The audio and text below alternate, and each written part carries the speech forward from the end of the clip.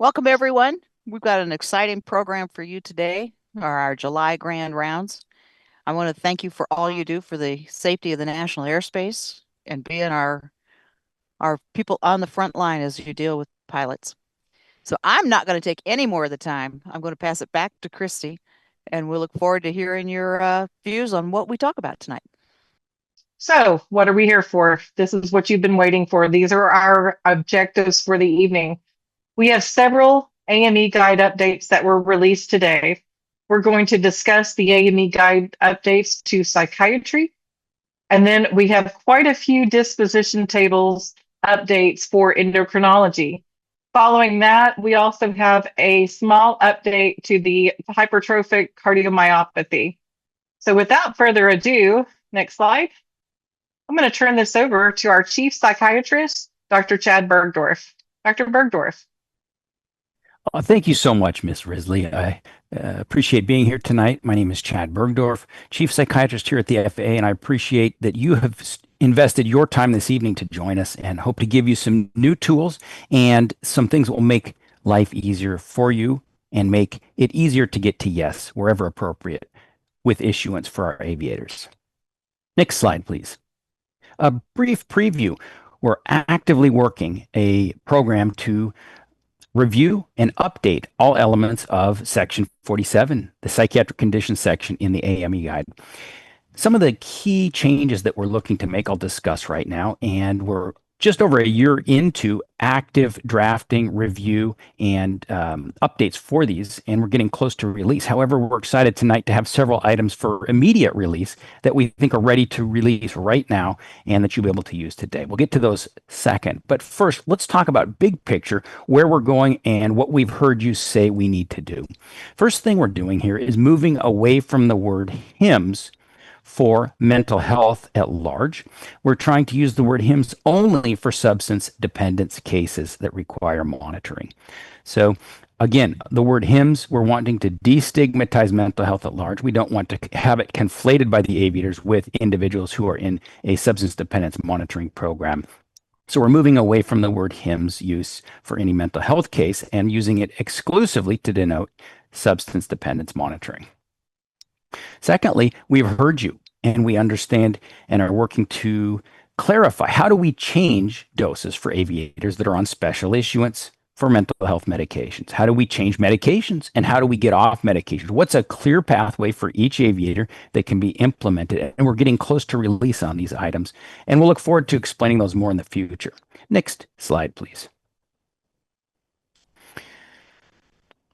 A couple of the challenges we've had historically with the mental health medication program is that we've focused so much on are they on medications or are they off the medication? And we want to move away from that focus on just the mere presence or absence of a medication and focus instead on a more whole person picture. And that looks like this. We want to look at the underlying condition. How severe is it?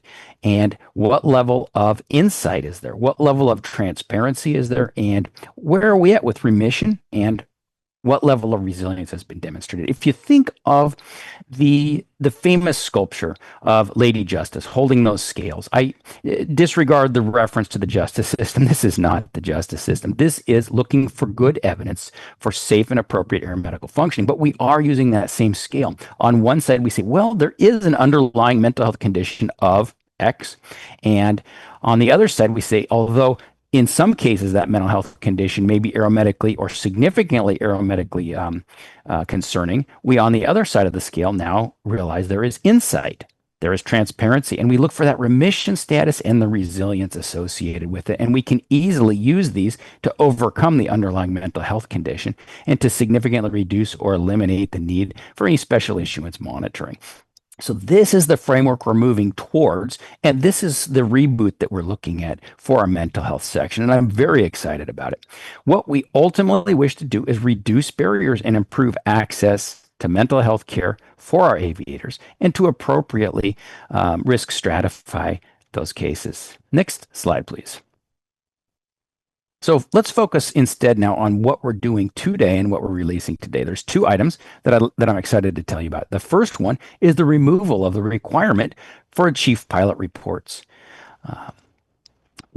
effective immediately, and I'm excited to say this, for all antidepressant monitoring cases. We no longer require chief pilot reports. And this is exciting for so many reasons. Number one, it's reducing the number of papers that need to be done. It's improving access to care, and it's eliminating unnecessary monitoring. Now, just to be clear, continued monitoring for our dependence cases will also require a chief pilot report. It will continue to require the chief pilot report, but our antidepressant cases will no longer require chief pilot reports. There may be a small group of cases in the future, which we will specifically specify might need observation from a chief pilot or feedback. Those cases would probably look something like a repeated overt acts case that is now stabilized to the point we can get them back in the air, but we do need an extra set of eyes on them in the workplace setting. That's what a chief pilot report might look like when we call that out when it's outside of the dependence program. So again, antidepressant cases immediately. No, we do not need a chief pilot report for initial application or for follow-up unless they have a co-occurring dependence condition. And the special issuance letter will address that under the dependence section. The second exciting thing today is the release of our new AASI program to simplify the renewal of many of our antidepressant cases. Next slide, please. Right now, we are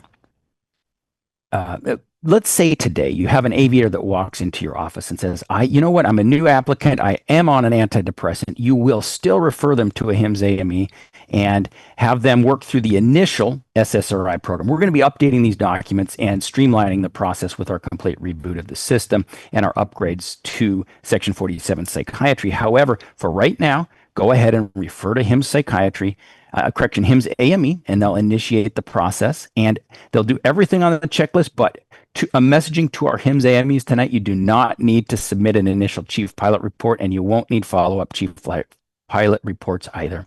So we're removing that requirement. Next slide, please. Our AASI program for antidepressants is extremely exciting to me because it significantly decreases the monitoring burden, and it's something that's been requested on so many cases. I've gotten so many letters, emails, and requests in AME follow-up reports saying, hey, this aviator's doing great. They've done great for years. They're demonstrating insight. They're demonstrating resilience. Why can't we just decrease their monitoring requirements? Thank you for those letters. Thank you for observing that in your aviators. That's exactly what we needed to know. Now we finally have a program to recognize the fact that these aviators have the insight to self-monitor. They have the insight to work closely with their treatment provider, and they don't need the close monitoring because they can do the monitoring themselves. This new AASI program only applies after they've successfully initiated and we've reviewed the case in detail with neuropsychological workup and psychiatric workup as part of our initial SSRI program. You won't have to do a bit of work on this. We'll take care of the review. Each 6-month review cycle will look at every special issuance for antidepressant medication and will identify every case we feel is ready for stepping into this new AASI program, and we'll place them in that program. There will be no additional work required or requests needed to get there. We'll do it at every renewal cycle for the SI, and we'll move each and every case in that's appropriate. Next slide, please. So our new recertification program under the AASI is very exciting. We're moving from a 6-month time-limited certificate to a 12-month time-limited review cycle. Secondly, no longer are we requiring a HIMSS AME for the AASI cases. Any AME can provide the renewal, and we'll talk about how simple the renewal process is because, again, these are the stable aviators who have demonstrated increased insight, significant transparency, and appropriate judgment and ability to seek out care. They're the ones that have raised their hands and said, hey, I have an issue, I've gotten treatment, and they're the ones who have established on the medical file that successful recovery and their continued transparency so that we know they're the ones that are able to catch when they're starting to slide and that working together with their prescriber, they'll be able to immediately initiate and change treatment if needed. We also are saying these aviators under the AASI program are eligible if they wish to continue receiving care from their primary care provider without the need for a concurrent psychiatrist. They are welcome to continue with their psychiatrist. They're welcome to continue with their HIMSS AME. In fact, many will continue with their HIMSS AME because they already know and have that excellent working relationship. But we don't need a HIMSS AME signature. We need an AME signature. We don't need a psychiatrist signature. We need a treating physician signature. And finally, documentation is all about the treatment relationship and the insight and judgment of that dyadic pair, the treating provider and the aviator with excellent insight and transparency. And we trust them to make the key decisions and to document it in their normal progress notes and simply present at the 1 year mark with at least those 2 progress notes from the 6-month and 1 year cycle. And if they meet more often, great. We're happy. Meet at the frequency that is helpful and indicated clinically, and just submit those detailed clinical progress notes just right out of the chart. There's no need for additional documentation in those. It's the normal clinical encounter. Secondly, there's a 1-page path status summary. And we're moving away from the word SSRI for this program, and we're moving towards the word path because we've already expanded to 9 medications. And there's many non-SSRI medications that we're currently accepting applications for. Specifically, some of the exciting ones are duloxetine because it has an indication for chronic pain and other medical conditions. Bupropion because, again, as a non-SSRI, it's also sexually supportive instead of potentially having sexual side effects, which is an issue that many of our pilots run into, as we've seen in their 50s and 60s, when the depression and or substance dependence becomes significant in their careers. Next slide, please. Once an aviator is on the AASI program, there's no need to circle back to the old SSRI documents or complete any of these. There's just a 1-page document, which I'll show you next, which is needed. And again, no chief pilot report is needed. Next page. This is the document. In addition, at the 1-year mark, the aviator will present with their AASI letter, and you can review the AASI summary in the AME Guide. It's now published there. They'll present with their progress notes, and they'll present with this 1-page path status summary report. There's only 4 questions here. Let's look very specifically at all 4 questions. The first 2 questions, number 1 and 2, are filled out by the treating provider. That's all we ask other than their usual and normal progress notes, because we trust and we've seen that this provider and this aviator are transparent, they're working well together, and they're doing an excellent job at documenting. First question, any prolonged clinically significant worsening in cognition, judgment, emotional stability, insight, or functioning. Instead of simply asking, has there at any point been a deterioration? It's too vague, it's too nebulous. We want to know, are we seeing a significant worsening that's persisting? Something that's more than several weeks long, something that's causing impairment in judgment, something that's causing impairment in cognition or significant emotional instability, insight, or functioning. Number 2, any newly disclosed arrests, convictions, incarceration, significant episodes of anger or affect, hostility, threats, coercive controlling behavior, and the list goes on. Again, what we're screening for here is not a mere diagnosis. What we're looking for are signs of specific behaviors that might be worsening that would get directly in the way of career resource management. They get directly in the way of working together with other aviators, either over the radio or through air traffic control or with other individuals on the aircraft. We're looking for things that would corrode the safety management system. We're looking for things that would impair communication and, again, crew resource management. So we're looking for very clear, objective, identifiable yes or no's here. Now that we've gotten a sign off from our treating provider, we go down to section 3 and 4. That's you, the AME. This is all you have to do. Take a look at their detailed clinical progress notes. Make sure you have no concerns. Again, question 4 here is very clear. It says, I have concerns. The answer is no. If you review those notes and you have no concerns, you talk to the aviator briefly, we're not expecting you to do a psychiatric evaluation. We're not expecting you to do a deep dive in the case. We're expecting you to simply look just like you would at cardiology or OSA documents very briefly, make sure you have no concerns, and then we're good to go. Again, question 3. In your opinion, is there any evidence of symptom exacerbation, functional decline, or clinical deterioration that's concerning for their an impaired ability to safely operate in the national airspace. We're not looking for you to say, yes, there's been a cough or a sneeze. We're looking for you to say, hey, I've got significant concerns and I'm putting them in box 60. We're wanting to know if you've got significant concerns about the aviator as they sit before you. We want to know exactly what those are. And we're expecting, in most cases, you're going to directly draw a line to what you've reviewed in those documents or a positive answer up there on number 1 or 2 from the treating provider. We're looking for clear, objective concerns or a very clear description in box 60 of some subjective concerns that you have. Again, not looking for a major psychiatric evaluation here. Next page, please.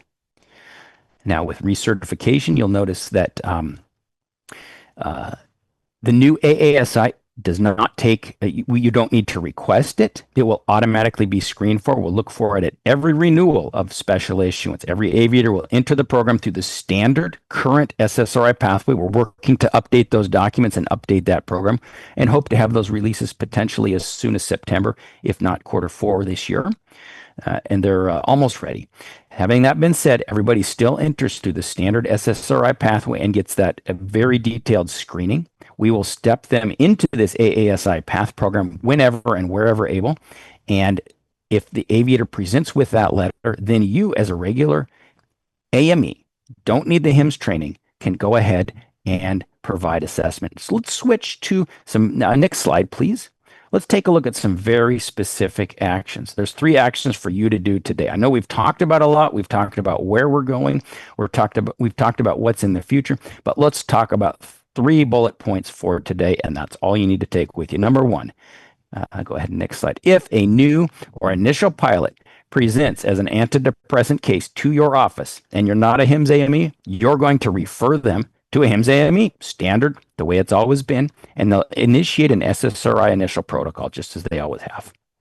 Number 2, if a pilot is on special issuance and presents to your office, take a look at that special issuance letter for antidepressant treatment and send them back to the HIMSS AME that special issuance requires them to see. However, number 3, if that pilot is on an AASI and presents that letter to you, then please follow those AASI instructions and issue if appropriate. All you need are 2 things: those progress notes and the 1-page document that has just those 4 questions on it, and you are cleared to issue wherever appropriate. Finally, the last takeaway, whether it's initial or follow-up, whether it's SI or AASI, we do not need further chief pilot reports unless they have a dependence condition that independently requires those.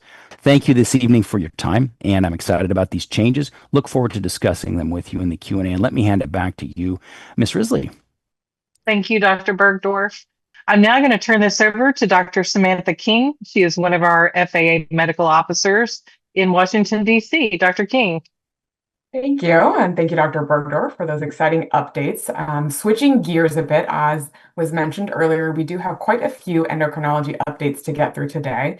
Some of these are going to be some new disposition tables, some of them some update to some disposition tables or policy that already exists.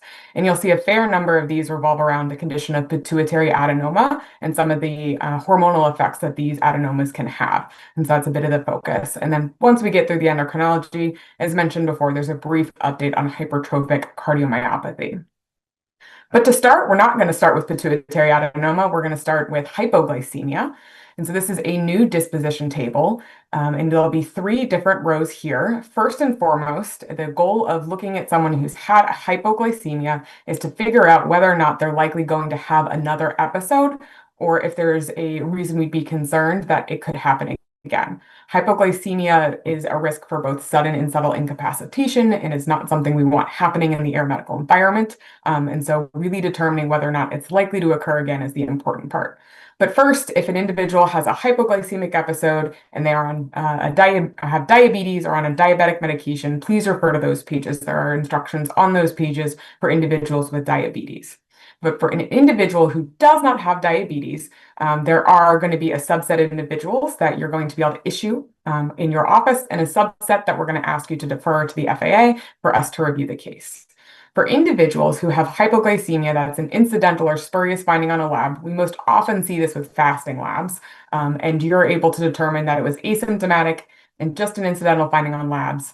go ahead, document in block 60 and issue. You may be reviewing these labs because they had low testosterone or required other monitoring for other conditions, and it happened to be that it was noted they were hypoglycemic. The other group of individuals is if they've had a single episode that is resolved and unlikely to recur. This may happen in an individual who's done extreme exercise, a marathon runner who didn't carbo load enough before they went and did their marathon or endurance activity, someone in critical illness. If this can be reviewed by you, either through documentation from the hospital history and physicals or discharge summaries, if they went to the emergency department or had other lab testing, and it was determined that this was a single isolated event with a known cause and unlikely to recur and not likely to interfere with their flight duties, go ahead and document in block 60 and go ahead and issue. So diabetes, refer to diabetes page. Individuals who have a single explainable episode that's unlikely to recur, that has resolved, go ahead, document in block 60 and go ahead and issue. Now, the next group of individuals are the ones we're going to ask you to defer. These are going to be people who had a single episode without a specific cause. This might be someone who shows up to the emergency department and their blood sugar was 40 and we don't know why. They weren't running a marathon right before, doing some other activity or very sick, or came in seizing because of and found to have a blood sugar of 40. Or if it's someone who's been having recurrent hypoglycemia, even if we do or do not know why, we're worried that it could happen again. Or specifically if they've had a hypoglycemic episode that's related to a metabolic disorder. This is harkening back to those early times in anatomy and physiology, these inborn errors of metabolism, where these individuals are at risk of having recurrent hypoglycemia. And so if you fall into one of these categories or they have had one of these episodes, we're going to want a current detailed clinical progress note, specifically from an endocrinologist, that talks about the episodes in terms of their symptoms, how often they're having these episodes, what medications they're on that may be contributing, if there is a diagnosis or an etiology as to what caused those episodes, and what the plan is for follow-up and monitoring. In addition, any copies of any labs or other testing that's been done to evaluate for an underlying condition, and if applicable, other visits to specialists outside of the endocrinologist, and if they've had surgeries due to a condition like an insulinoma, the appropriate documentation that would go along with those surgeries. So again, your hospital reports, other things we typically ask for individuals who've had surgery. So again, if they have had hypoglycemia from an unknown cause, recurrent episodes, or specifically episodes related to a metabolic disorder that's not diabetes, we're going to ask you to defer and submit the information on the list here. And please document in block 60. Now, that's not to say that they can eventually be issued. There is the possibility of a special issuance, particularly dependent on what the likelihood of recurrence is, what the monitoring capabilities are, and what ultimately led to the hypoglycemic episode to be so significant. Now, switching gears to pituitary adenoma, this is a new disposition table, as well as a group of disposition tables that refers to both the pituitary adenoma as well as the potential functioning secretory hormone that may be associated with the adenoma. And we're going to talk about this in two different sections. The first is going to be regarding the mass of the adenoma itself. The second section, or the other disposition tables, are going to focus on the potential hormone secreting that the adenoma may actually have. And so I want you to think about them in two chunks, and that you might have to refer to two tables in order to fully disposition the pituitary adenoma.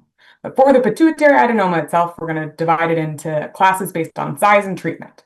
So row A is going to be your microadenomas, which are tumors or adenomas less than 1 centimeter, macroadenomas, ones that are 1 centimeter or greater, and then lastly, a specific row for individuals who've undergone surgical or radiation treatment of the adenoma. But before we delve specifically into the tables, just a quick refresher on pituitary adenomas if it's been a while since you've seen one. This is a graph that I have modified from a really great article in the New England Journal of Medicine that goes over pituitary tumors and their associated endocrinopathies.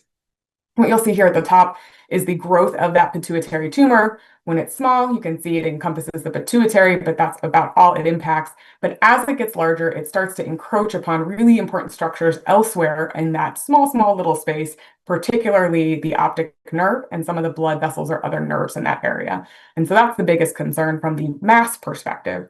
And then as you go down, you can see that within the pituitary itself, there are a large variety of different cells that can cause the adenoma, and each of those cells can then secrete a hormone, which can lead to secondary effects. Now, about half of these tumors are non-functioning, or that far left or far right section. You can see that relative prevalence is wide-ranging depending on the study, but up to half of these will have no functional hormonal component to them, and you're really just dealing with the mass problem. Now, all of the other ones are going to then have a potential hormone-associated issue that you may have to deal with. The vast majority of those with a hormone-related issue are going to be prolactinomas or causing hyperprolactinemia. And hyperprolactinemia, while potentially distressing to an individual, may not be as significant concern as some of the other potential secreting hormones that can occur that you can see here. But we're going to go through all of these one by one. So to start off with the pituitary adenoma, again, this is a new disposition table, and we're going to break the adenomas down by size and whether or not they've been surgically or radiation treated.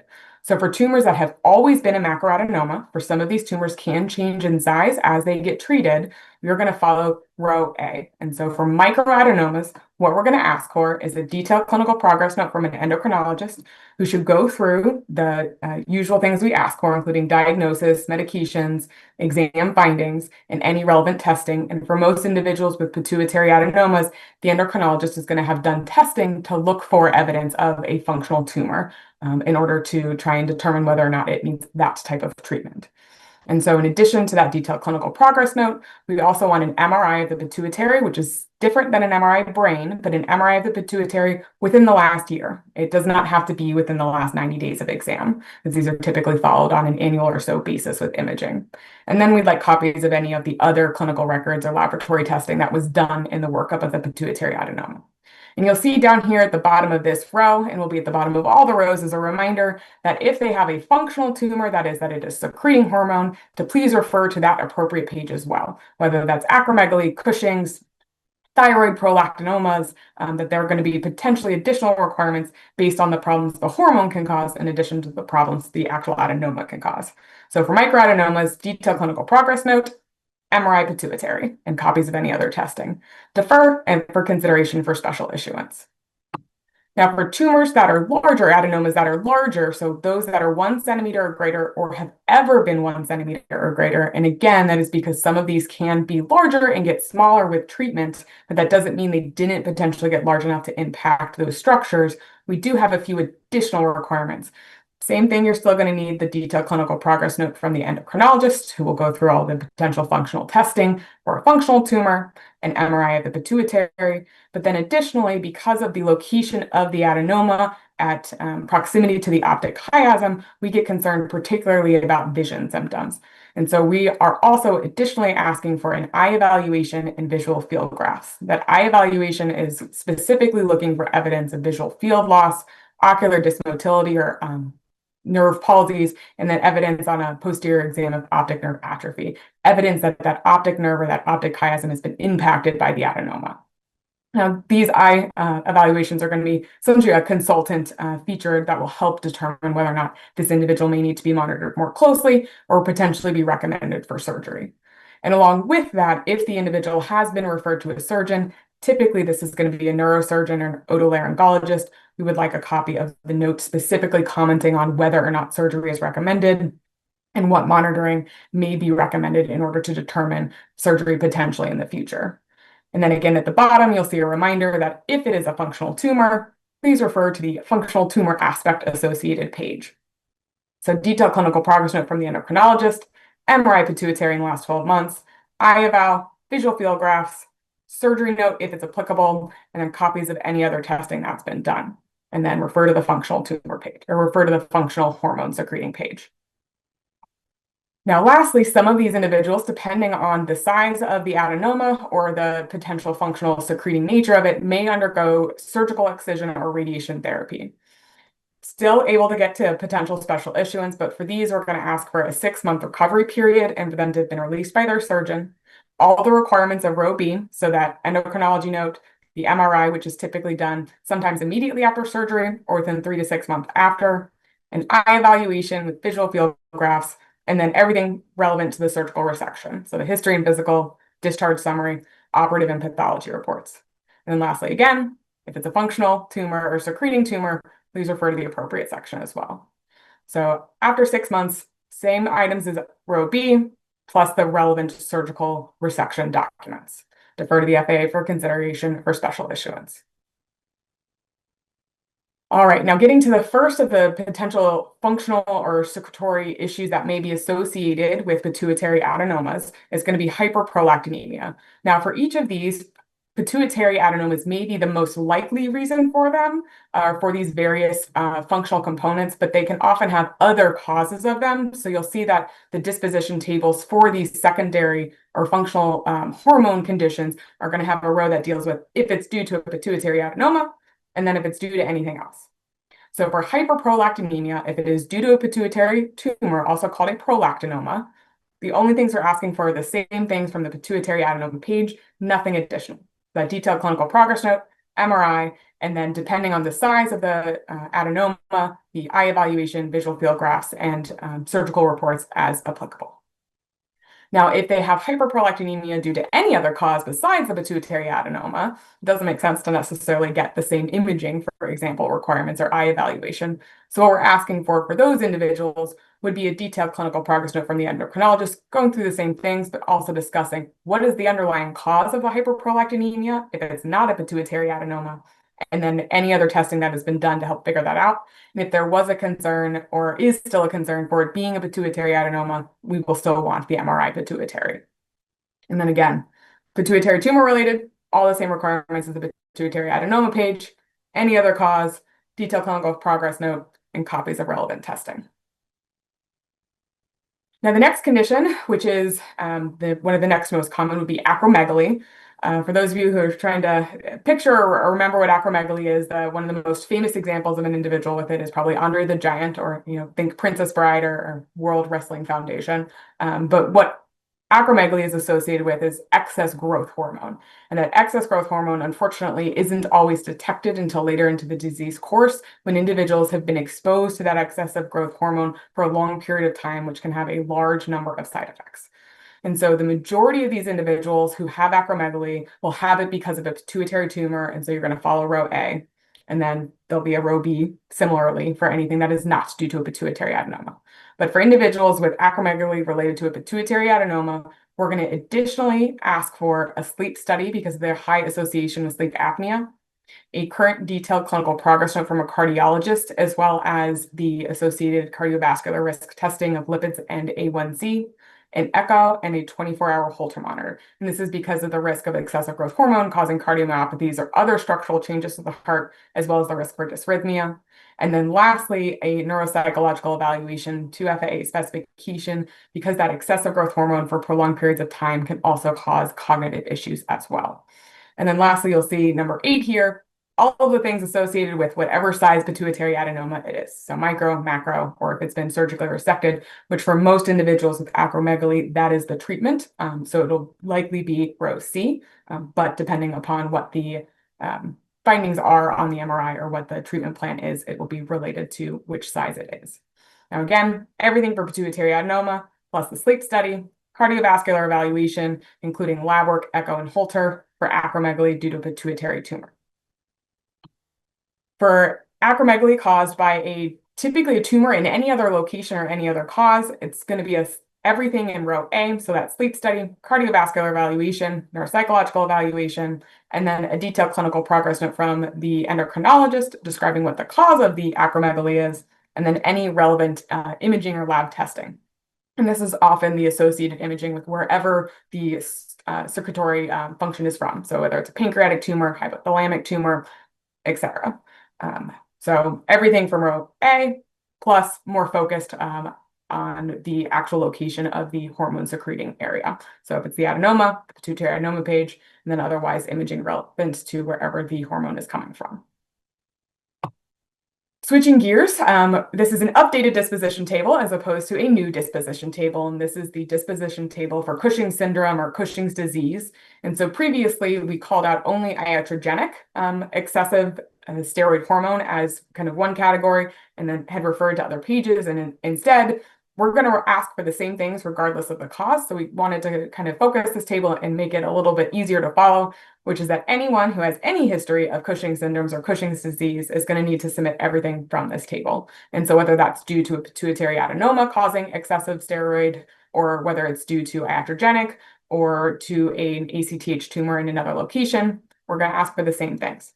a current detailed clinical progress note from the endocrinologist. Starting to get a theme here. Here, we're going to ask for that endocrinologist to talk about the cardiovascular risk factors, concerns for OSA, concerns for neuropsychological testing.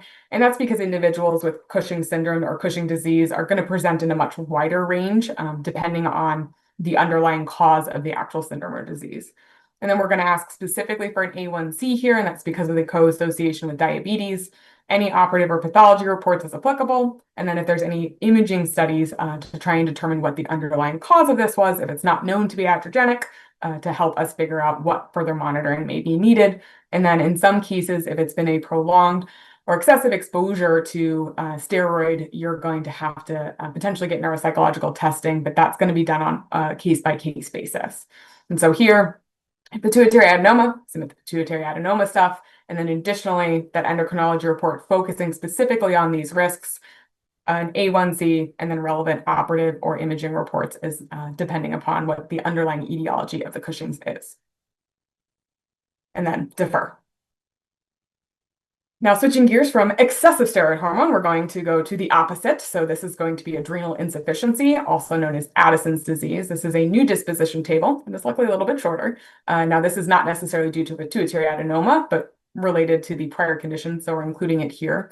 And so the biggest risk for individuals with adrenal insufficiency is going to be the risk of adrenal crisis. So those individuals are at risk of having hyponatremia, hypokalemia, hypoglycemia, all the bad things, in addition to hypotension and ultimately potentially syncope. And we can all see why that would be of aeromedical concern. And so that is the concern for these individuals. So we're looking for individuals who have become stabilized on whatever their treatment therapy is, and can then consider them on a case-by-case basis for special issuance.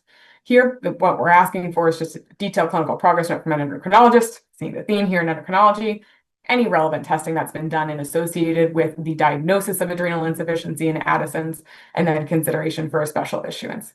Now, individuals with this condition may have a warning within their special issuance, specifically requiring the carrying of medications to treat crisis, should that crisis occur, or causing or factors potentially precipitating a crisis be identified in order to try and treat it before a full crisis occurs. Now, switching gears to another section of endocrinology, this is a very rarely pituitary adenoma functioning associated hormone, but it is possible. And so that's hyperthyroidism. So we are hopefully all familiar with the hypothyroidism, CACI, but on the opposite end, the excessive thyroid hormone. This is a new disposition table, though I will note the AASI is already out there for guidance for recertification. This is to help clarify what we're asking for up front for that potential AASI. And unsurprisingly, we're going to get that detailed clinical progress note from an endocrinologist. They're going to talk through the history, the exam, any medications or dosages that the individual's on. Here we are looking for current labs, so a current TSH, and then oftentimes other labs like a T3 or a free T4 if performed. We'd like a copy of those as well. If they've had any imaging reports related to their hyperthyroidism, whether that be the MRI of the pituitary or oftentimes an ultrasound looking for nodules or other findings within the thyroid, and then copies of any other testing. Now, some of these individuals may undergo thyroidectomy or removal of the thyroid for the treatment of hyperparathyroidism. And if that's the case, the associated operative history, physical, discharge summary, pathology reports associated with that surgery should also be submitted. So detailed clinical progress note from endocrinologist, relevant labs, copies of any relevant imaging, and then if they've had other testing or surgeries, those associated documents as well. And then defer for consideration for SI or AASI, and that AASI protocol has already been out there. Now, next to the thyroid, we have the hyperparathyroidism, so those parathyroids. And so here, this is another new disposition table. And so you'll see here that there is a section where we can go ahead and have you issues. So for individuals who've had hyperparathyroidism related to a parathyroid gland enlargement or multiglandular enlargement or carcinoma that has been surgically removed, and the individual is fully recovered, has had normalization of their labs, and has no associated symptoms, and you can find that in the documentation and don't have concerns, go ahead and document in Block 60, and that airman can be issued. Now, the one caveat to that is that these individuals are at risk of having kidney stones as well, and so make sure if the airman has a history of kidney stones that you're following the kidney disposition table as well. So primary hyperparathyroidism treated with a parathyroidectomy, fully recovered, normal labs, no symptoms, no ongoing treatment or monitoring, go ahead, document in block 60 and issue, and follow the kidney stones as appropriate. Now, for anybody else who doesn't fit into that nice, pretty category, it's going to be a defer. So for individuals who have been treated non-operatively, individuals who are still symptomatic, requiring ongoing lab monitoring, or have abnormal labs, or they have hyperparathyroidism due to an unknown reason, we're going to ask for you to defer and submit the endocrinology evaluation, associated labs, which here is going to be a serum calcium, parathyroid hormone level, and a urinary calcium. And again, those should be current, and then imaging specifically to evaluate for kidney stones. For if they have ongoing disease, the concern is they're at ongoing risk for developing those kidney stones, and then results of any other testing. And then lastly, for anybody with secondary hyperparathyroidism, which you may see for someone who has chronic kidney disease, other medications, please refer to those appropriate pages. So for individuals who are still being actively followed, have been treated non-operatively, have abnormal labs, have symptoms, we don't know why, or it's secondary, well, secondary, follow that page. But for those individuals, detailed clinical progress note, labs, kidney stone imaging, and defer. All right, hopefully no one is too sick of endocrinology, but if you are, don't worry, we're done. But we do have one small topic from cardiology, and that's an update to the hypertrophic cardiomyopathy table. So for hypertrophic cardiomyopathy, you may remember this was recently released, this guidance, which applies to all classes, but we want to clarify specifically the requirements for the 5-year sudden cardiac death risk score. And so the cardiologist should be doing their evaluation, and in it, we're asking specifically for the American Heart Association 5-year sudden cardiac death risk score. And that may sound a little particular, but that is because we're trying to be standardize the information we're getting for these cases and make sure that we're all speaking the same language. And so here we specifically want the AHA 5-year SCD risk score. And now this is going to require echo measurements and some specific history from the individual. So this should be something the cardiologist is specifically calculating, not something we're asking you to calculate, but hopefully helping guide the airmen to guide their cardiologist to make sure that we all are getting information that we need in order to consider these airmen. Now, the rest of the disposition table has remained unchanged. The rest of the requirements are unchanged. It's just specifically clarifying that the type of hypertrophic cardiomyopathy 5-year sudden cardiac death risk score is specifically the AHA calculator. Okay, well, thank you, Dr. King. That was a lot of information and a lot of words that I couldn't pronounce on the fly. So well done. I see lots of applause coming in. And thank you again to Dr. Bergdorf. Next slide, please. If you have suggestions for improving our AME guide, you can send an email to ameguide@faa.gov. Keep in mind that that email inbox is only for AME guide improvement suggestions. That is all we have for you this evening. Thank you for attending Grand Rounds. Thank you for being an AME. Dr. Wyrick or Dr. Northrup, would either of you like to close us out? Okay. Hey, again, Chrissy said it well. Thank you so much for being an aviation medical examiner with the FAA. Again, as we go through these changes are designed as our part of our policy of ever evolving standards, and we continue to strive to make it easier for the pilots to report medical conditions and to fly safely, and we continue to try and make it easier for the aviation medical examiners to continue to participate in aviation safety. And I say it often, but I'll say it again. Thank you again for being aviation medical examiners. When you look up in the sky and you see that contrail, you played a big part in getting that plane up there. Thank you so much.